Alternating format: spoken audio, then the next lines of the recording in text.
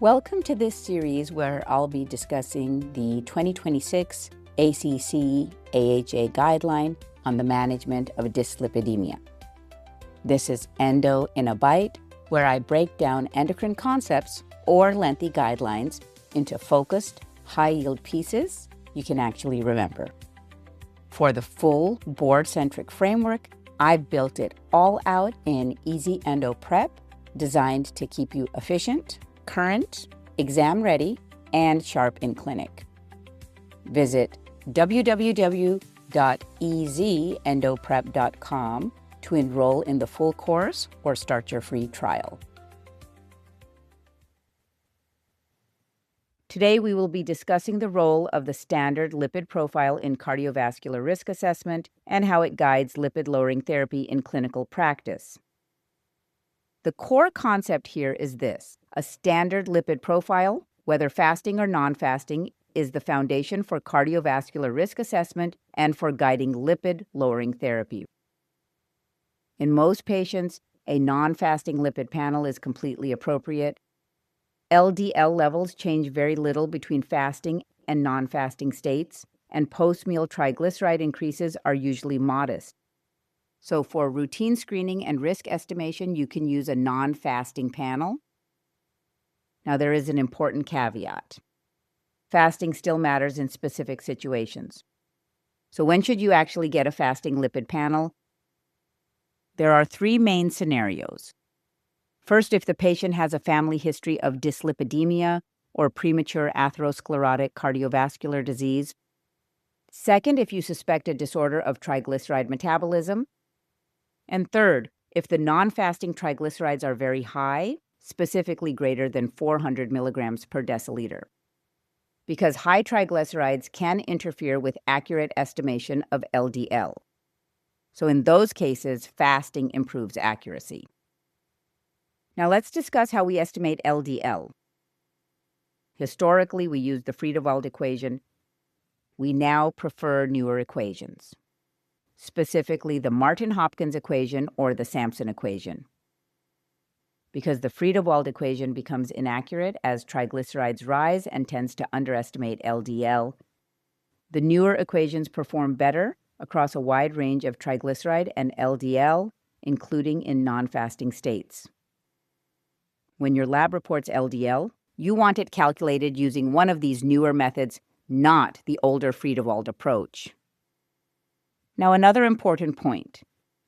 Direct measurement of LDL is not routinely preferred unless you are using beta quantification, which is rarely done in clinical practice. So even though direct sounds better, in reality, the calculated values using modern equations are often more reliable and more standardized. Now let's talk about non-high-density lipoprotein cholesterol. This is simply total cholesterol minus high-density lipoprotein cholesterol. And here is the key point. Non-high-density lipoprotein cholesterol captures all atherogenic particles, not just LDL, because it correlates well with apolipoprotein B and is a better predictor of cardiovascular risk, especially when triglycerides are elevated. So how do we apply this in practice? You should routinely look at non-high-density lipoprotein cholesterol alongside LDL. It helps guide therapy decisions and assess residual risk. Now, one more area that often comes up: advanced lipoprotein testing, things like particle size, subfractions, nuclear magnetic resonance testing. So should we be ordering these? The answer is no, not routinely, because these tests do not meaningfully improve risk prediction or change management beyond what you get from a standard lipid panel and non-high-density lipoprotein cholesterol. They also lack standardization, add cost, and can create confusion without clear clinical benefit. So they should be reserved, if at all, for very select cases where the results would clearly change management. So how do we apply this in practice? For most patients, order a non-fasting lipid panel. Use it to assess cardiovascular risk and guide therapy. If triglycerides are very high or there is suspicion of a genetic or metabolic disorder, then obtain a fasting panel. Rely on modern equations for LDL estimation. Always consider non-high-density lipoprotein cholesterol as part of your assessment. And avoid routine advanced lipoprotein testing. Here is the summary. In adults and children, a standard non-fasting or fasting lipid profile is recommended.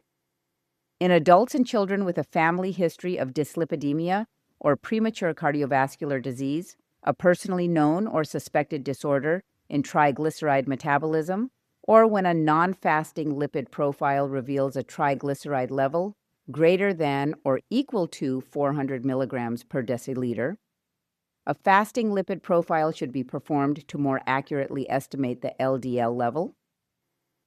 In adults and children who have undergone a standard lipid profile, use of either the Martin/Hopkins equation or the Sampson/National Institutes of Health equation is preferred over calculation by the Friedewald equation and over direct LDL measurement other than by beta quantification to estimate LDL. In adults and children who have undergone a standard lipid profile, reporting of non-HDL is recommended for cardiovascular risk assessment and to guide initiation and monitoring of lipid-lowering therapy. In adults and children, routine advanced lipoprotein testing to assess lipoprotein subclasses and parameters such as LDL particle size is not recommended to estimate cardiovascular risk or guide initiation of lipid-lowering therapy. Remember, triglycerides above 400, we do fasting lipids, and check with your labs to see which equation they use.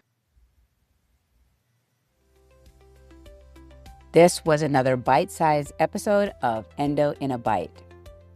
Remember to visit www.ezendoprep.com to sign up for the weekly newsletter and have all the key pearls delivered straight to your inbox.